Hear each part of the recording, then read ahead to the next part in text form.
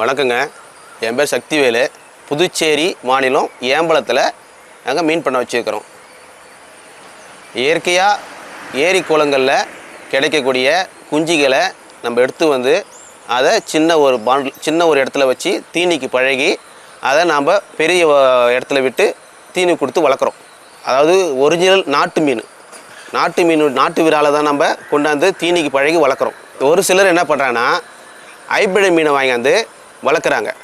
அது வந்து அதனுடைய டேஸ்ட்டு இதனோட டேஸ்ட்டு வேறு மாதிரி இருக்கும். இது ஒரிசா, வெஸ்ட் பெங்கால், கல்கட்டாவில் வந்து அங்கேருந்து ஹைப்ரிட் குஞ்சுகளை வாங்கியாந்து வளர்க்குறாங்க. இங்கே வந்து நம்மளுடைய கிராமத்தில் இருக்கிற ஏரி குளங்களில் இருக்கிற மீனை கொண்டாந்து குஞ்சுகளை கொண்டாந்து அதை சின்னதாக வாங்கியாந்து பழகி தீனிக்கு பழகி அதை நாம் வளர்க்குறோம்.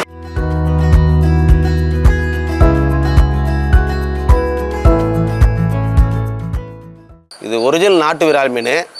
எதுக்கு நம்ம ஸ்பெசிஃபிக்காக வளர்க்குறோன்னு கேட்டால், நாட்டு விரால் மீனில் தான் அதிகமான ப்ரோட்டீன் சத்து இருக்குது.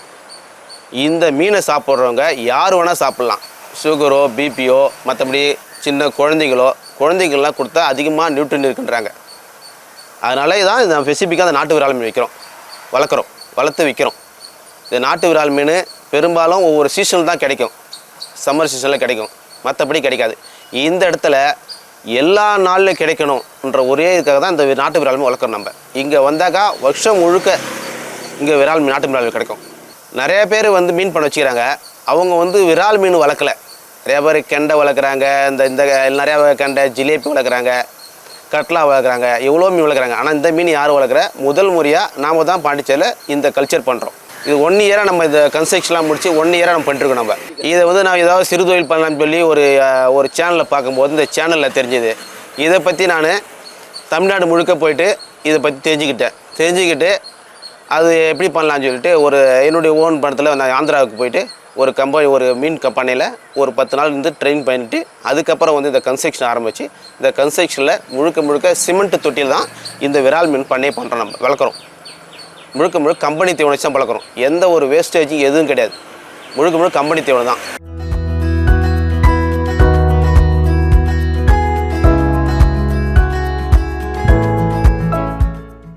இந்த மீன் முள் வகை எப்படின்னாக்கா, கடல் மீனில் எப்படி நம்ம வஞ்சர மீன் பெஸ்ட்டுன்றமோ அந்த மாதிரி நாட்டு மீனில் இந்த விரால் மீன் கடல் மீனுக்கு வஞ்சர மீனுக்கு ஈக்குவல் நாட்டு விரால் மீன்.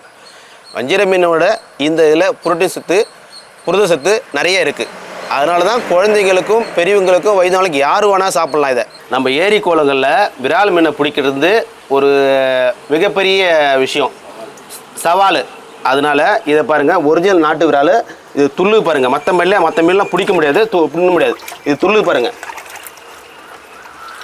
இதை பாருங்கள், துள்ளு பாருங்கள், கையிலே பிடிக்க முடியாது. இதுதான் இதனுடைய நாட்டு விரால் மீனுக்கும் வளர்ப்பு விரால் மீனுக்கும் வித்தியாசமே இதுதான். இதெல்லாம் பிடிக்க முடியாது. இது வந்து அதிகபட்சம் போனால் ஒரு 1.5-2 கிலோ தான் வளருங்க. இது அது வந்து 1.5 கிலோ 2 கிலோ வளர்னாக்கா இயற்கையான ஏரி குளங்களில் தான் வளரும். நம்ம வளர்க்கும் போது குறைஞ்சபட்சம் 8 மாதத்தில் 1 கிலோ வளர்க்கலாம். 8 மாதம் ஆகும். நம்ம குஞ்சு விட்டதுலேருந்து 8 மாதம், 1 வருஷம் ஆகிடும் இதோடைய கல்ச்சர் 1 கிலோ ஆகிறதுக்கு.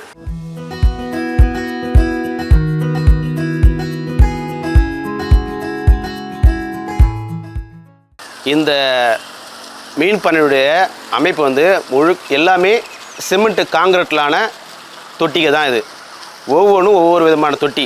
இது சின்ன தொட்டி. இதனுடைய ஆழம் வந்து 6 அடி. இதில் நம்ம 4 அடி தண்ணி ஊற்றுவோம், 4 to 5 அடி தண்ணி ஊற்றுவோம். இதில் வந்து நம்ம ஏரி குளங்களில் விழுந்த அந்த மீனை ஒரு சின்ன பாண்டில் ஒரு 30 நாள் வச்சிருந்து அதுக்கப்புறம் ஒரு 30 நாள் சென்று இந்த தொட்டியை சின்ன தொட்டியில் இருக்கும். சின்ன தொட்டியில் விட்டால் தான் அந்த குஞ்சுகளுக்கு தீனியே நம்ம கரெக்டாக அங்கே போட முடியும். இல்லை பெரிய தொட்டி போட்டால் எங்கே வேணாலும் போயிடும்.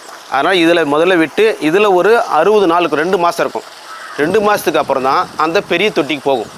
அந்த தொட்டின அளவும் அது வந்து பெருசு, அதுவும் 6 அடி ஆழம். அதில் ஒரு 4 to 5 அடி தண்ணி ஊற்றுவோம்.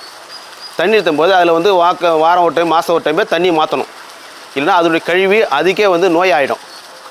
அதுக்காக தொட்டி அமைச்சிக்குது. முழுக்க இந்த 2 பக்கமும் எங்களுடைய வயல். அந்த வயலுக்கு இதனுடைய தண்ணி பாசனம் ஆகிடும். அதனால தான் இந்த தொட்டி எங்கள் வயலில் அமைச்சிக்கிறோம். இதில் இருக்கிற 3 பாண்டிலையும் ஒரே தொட்டியில் முதல்ல நம்ம குஞ்சுகளை விடணும். விட்டு 2 மாதம் சென்று மறுபடியும் பெருசாக இன்னொரு தொட்டிக்கு மாற்றணும். அடுத்த 2 மாதம் சென்று அதில் உள்ள பெருசாக மாற்றணும். அப்படி மாற்றும் போது தான் 8 மாதம் ஆன பிறகு இந்த தொட்டியில் இருக்கிற மீன் சேல்ஸுக்கு இப்போ இந்த சேல்ஸுக்கு இருக்கிற மீன் நான் பிடிச்சி காட்டுறேன் பாருங்கள். இதான் விற்பனைக்கு இருக்கிற மீனுங்க. இது விற்பனைக்கு இருக்கிற மீனுங்க. இதான் பிற மீன். இதில் இருக்கிற மீன் சேல்க்கு மீன் குறைஞ்சது 500 கிராம்லேருந்து 1 கிலோக்குள்ளே தான் இருக்குது. இதில் அதான் நாங்கள் சேல்ஸுக்கு எடுப்போம். இதுதான் அந்த மீனுங்க. பாருங்கள், இதுதான் 500 கிராம்லேருந்து 1 கிலோக்குள்ள தான் சேல்ஸுங்க. மற்றபடி சின்னதாக இருக்கிறதுனால நாங்கள் திரும்பி வளர்ப்போம். அந்தாண்ட பாண்டிலே இருக்கும்.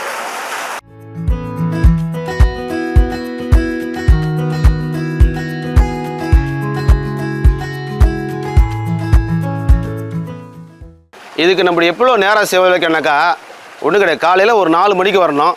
4 மணிக்கு வந்து ஒரு 6 மணிக்குள்ளே நம்ம அந்த வேலையை முடிச்சிடணும். அது 7 மணி 7:30 மணிக்கெலாம் அதுக்கு தீனி போடணும். அதுக்குள்ளே தண்ணி மாற்றுறதோ இல்லை மற்றபடி வேறு என்ன வேலை பார்க்கணுமோ அதை பார்த்துக்கணும். பார்த்துட்டு நம்ம எப்போதுமே 7 மணிக்கு தீனி போடுறோம்னா 7 மணிக்கு தீனி போடணும். அதுக்காக லேட்டாக போட்டாக்கா அது பசி என்ன போயிட்டு நம்ம போடுற தீனி வேஸ்டேஜ் ஆகிடும். அதனால் குறைஞ்சது 4 மணிக்கு வரணும்.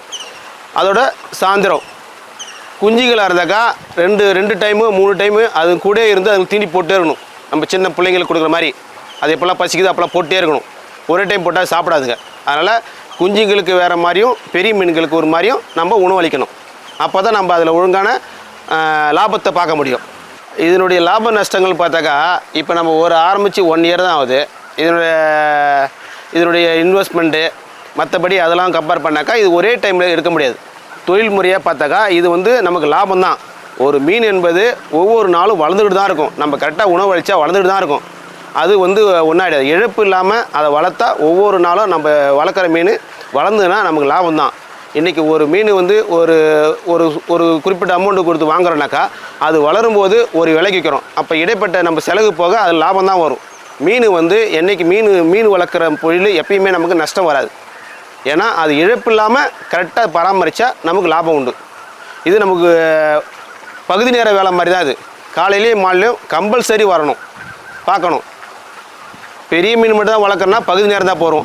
அதை நம்ம குஞ்சியாகவே எடுத்து வளர்க்குறோனாக்கா அதுக்கு வந்து இடைப்பட்ட நேரங்களில் நம்ம திரும்பி வரணும். மற்ற வேலைக்கெல்லாம் செய்ய முடியாது. இப்போ நம்ம செய்கிறோன்னாக்கா இங்கே விவசாயத்தோடு ஒன்றி இருக்கிறதுனால நமக்கு வயல் வேலை பார்க்குறோம், உடனே நம்ம திரும்பி இங்கே வந்துடுறோம். அதனால் நமக்கு இது உகந்து போகுது. மற்றவங்களுக்கு ஒரு நிர்வாகத்தை வேலை செய்கிறவங்களுக்கு இது கொஞ்சம் கடினமான வேலை தான். காலை மாலை இங்கே வரணும். பிறந்து இதுக்கு முனைவளித்தால் மட்டும்தான் இதில் நம்ம நல்ல ஒரு முன்னேற்றத்தை பார்க்க முடியும்.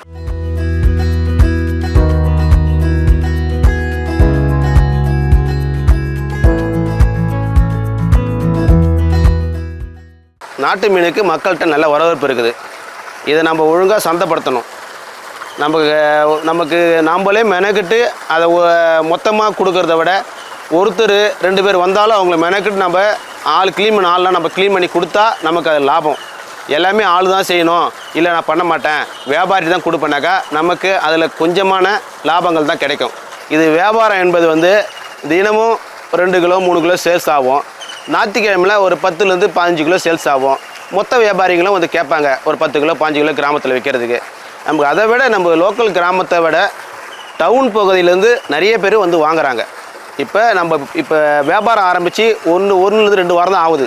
ஆனால் இப்போ டவுன்லேருந்தே நான் இங்கே பெரும்பாலுமான சேல்ஸ்ன்னு பார்த்தா இன்றைக்கெல்லாம் டவுனில் தான் வராங்க. டவுனில் இருக்கிறத இதை வந்து வாங்கிட்டு போகிறாங்க. ஒரு நல்ல மீன் கிடைக்கிது, நாட்டு மீன் கிடைக்குனாக்கா அதை எங்கே இருந்தாலும் வந்து வாங்கிட்டு போகிறாங்க. நம்ம நல்ல மாதிரியாக செஞ்சு தரோம் அவங்களுக்கு. நம்ம மீனுடைய ருசின்னு பார்த்தாக்கா இது குழம்பு வச்சால் நல்லாயிருக்கும், வறுத்தால் நல்லாயிருக்கும். ஒரு சில மீன் குழம்பு வச்சா தான் நல்லாயிருக்கும், ஒரு சில மீன் வறுத்தா தான் நல்லாயிருக்கும். இந்த விரால் மீன் வந்து 2மே நல்லாயிருக்கும். அதனால் பெரிய பெரிய தலைவர்லேருந்து ராஜாக்கள் மன்னர் காலத்துலேருந்து விரால் மீன் தான் அதிகமான உணவுகளை சேர்த்துக்கிட்ட ஒரு பொருள். அதனால் விரால் மீனுக்கு என்றைக்குமே ஒரு தனி அதுக்கு ஒன்றா ஒரு இடம் பிழைச்சி இருக்குது. விரால் மீன் தான். விரால் மீன் எல்லாருக்கும் நல்லது, உடம்புக்கு நல்லது. இதுக்கு வந்து உணவு அளிக்கிறோம். நம்ம அளிக்கிறோம்னாக்கா ஒவ்வொரு மீனுக்கும் ஒவ்வொரு சைஸ் இருக்குது. இது வந்து சின்ன சின்ன ஸ்பிங்கர் லிப் இருக்கிற குஞ்சுகளுக்கு போகிற தீனி, இது ஒரு சைஸு. இதை விட இது வந்து பெரிய சைஸு. இது பெரிய சைஸ். இது பெரிய மீன்களுக்கு. அது ஒரு நாளைக்கு 1 கிலோ ஒரு வேளைக்கு 1 கிலோ சாப்பிடுதுனாக்கா அதை 1 கிலோ ஒரே டைம் போடக்கூடாது. அதை 4 முறையாக போடணும். அது சாப்பிட தான் போடணும். ஒரே டைம் போட்டாக்கா இந்த இப்போ சின்னதாக இருக்கா, இந்த சின்னதாக இருக்கிறது இதை போல் 3 மடங்கு அது ஊறிட்டாக்கா. அதனால் சின்னதாக இருக்கும்போது ஊறிட்டா சாப்பிடாது. அதனால் அது சாப்பிட தான் போடணும். கொஞ்சம் பொறுத்து தான் போடணும். வெயிட் பண்ணி அது போயிட்டோம் 1 கிலோ சாப்பிட 1 கிலோ கொட்டிட்டு போனால் சாப்பிடாது. மீதி வேஸ்ட்டாகவே ஊறி தண்ணி வீணாக கெட்டுடும். அதனால் சாப்பிட தான் போடணும். இதுதான் உணவு அளிக்கிற பழக்கம்.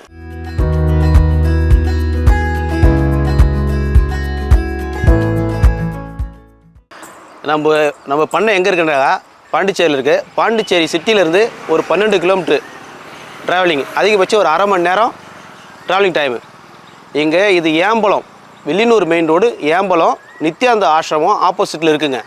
நீங்கள் நேராக டவுன்லேருந்து வந்தீங்கன்னாக்கா நீங்கள் நேராக பார்த்து லைவாக உங்களுக்கு பிடிச்ச சைஸில் என்ன சைஸ் தேவையோ நீங்களே பார்த்து நீங்கள் கட் பண்ணி வாங்கிட்டு போகலாம். திரும்பவும் சொல்கிறேன், இது விரால் மீன்னாக்கா இது ஹைப்ரிட் மீன் கிடையாது. இது ஒரிஜினலாக ஏரி குளங்கள்லேருந்து குஞ்சுங்கள் எடுத்தாந்து அதுக்கு தீனி பழகி நாம்பளாக வளர்க்குறோம். இது ஒரிஜினல் நாட்டு விரால். நீங்கள் சாப்பிட்டு பாருங்கள், இதனுடைய சுவையே வேறு இருக்கும். நன்றி, வணக்கம். இந்த வீடியோ உங்களுக்கு பிடிச்சிருந்தா லைக் பண்ணுங்க, ஷேர் பண்ணுங்க, கமெண்ட் பண்ணுங்க. மறக்காம பசுமை கஃபே தமிழ் சேனலை சப்ஸ்கிரைப் பண்ணுங்க.